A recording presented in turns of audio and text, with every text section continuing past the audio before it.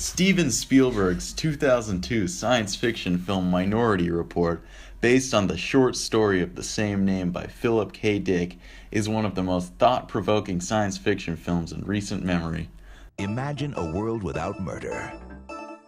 The movie, set in Washington, D.C. in the future, in a world where crime can be predicted before it happens, follows Police Chief John Anderton, played by the incomparable Tom Cruise, on a mission to clear his name after he's accused of plotting a murder before it happens. Goodbye, Clark.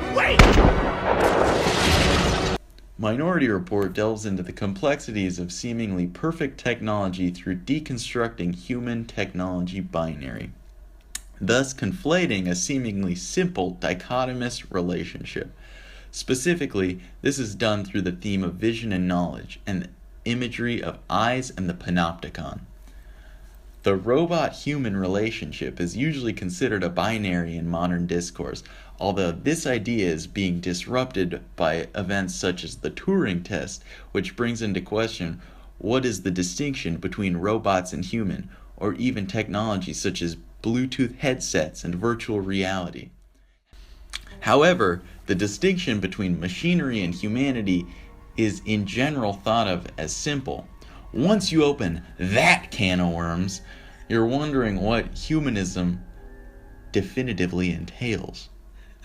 The perfection of the technology of pre-crime in Minority Report is a notion disassembled throughout the movie. The humanity that is precogs, being a part of technology that is pre-crime, is the first step of this disassembly. Are you recording this? The precogs are human, however, they possess a seemingly magical ability to visualize the future, specifically an ability to see murders before they happen. 09, time of occurrence Friday, 15:06 hours. Start location, run a contact search for future victim Leo Crow. The panopticon is a type of institutional building and a system of control designed by the English philosopher and social theorist Jeremy Bentham in the late 18th century. The scheme of the design is to allow all inmates of an institution to be observed by a single watchman without the inmates being able to tell whether or not they are being watched. Although it is physically impossible for the single watchman to observe all the inmates' cells at once, the fact that the inmates cannot know when they are being watched means that they are motivated to act as though they are being watched at all times. Thus, they are effectively compelled to regulate their own behavior. The guard is internalized. The prison within the Society and Minority Report resembles the structure of the panopticon in an uncanny way. However, the system of regulation is different. The citizens of Washington, D.C. are like the prisoners in that they self-police. But once they're actually imprisoned, they lose their sight because they are unconscious.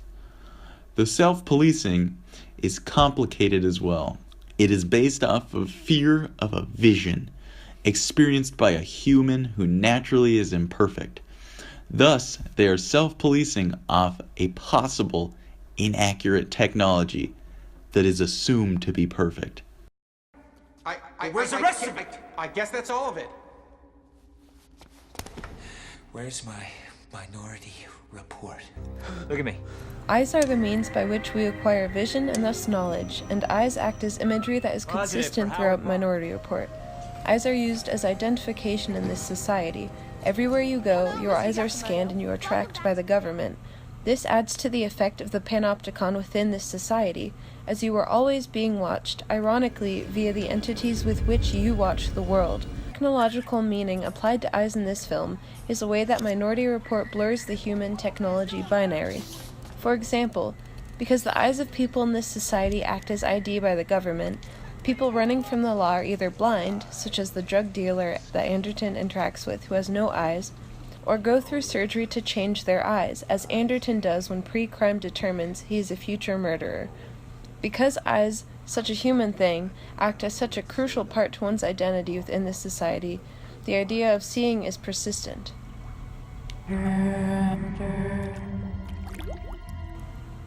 Memory is strongly tied to eyes and vision because that is how we often remember moments most vividly. Our understanding of the world, past and present, is through vision for most of us.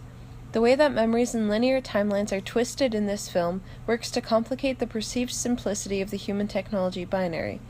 Linear timelines that are associated with how memory works, which is usually present looking into the past, are complicated in a few ways. The way that John can access old memories of his son and wife, for example, show a technological interpretation of memories.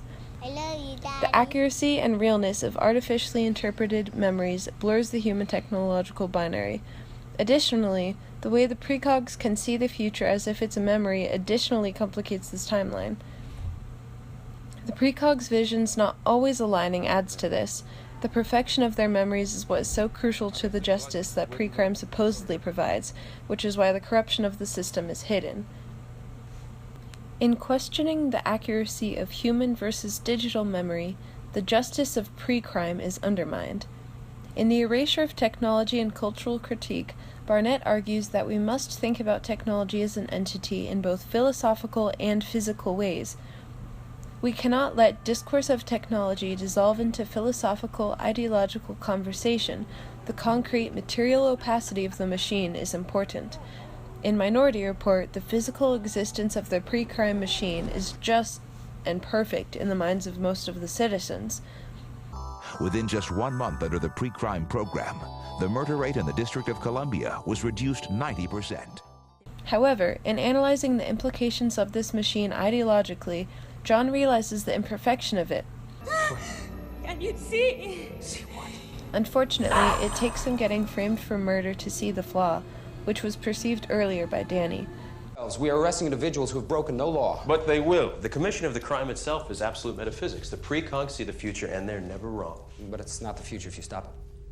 Barnett's argument applies because without equal analysis of pre-crime as a physical entity and a machine of justice, the full picture isn't seen, and we cannot be fully critical of it.